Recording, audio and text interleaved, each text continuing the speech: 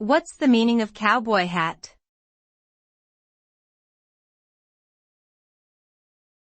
Cowboy hat.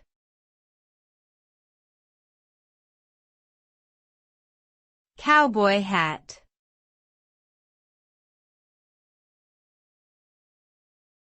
Cowboy hat.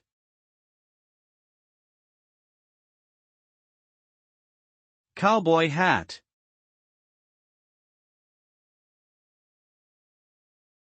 A cowboy hat is a type of headwear that was traditionally worn by cowboys in the American West.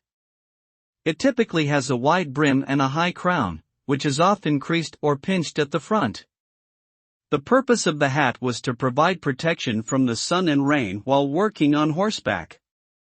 Today, cowboy hats are often worn as a fashion accessory and can be made from a variety of materials such as felt, straw, and leather. They continue to be associated with the rugged, independent spirit of the American West.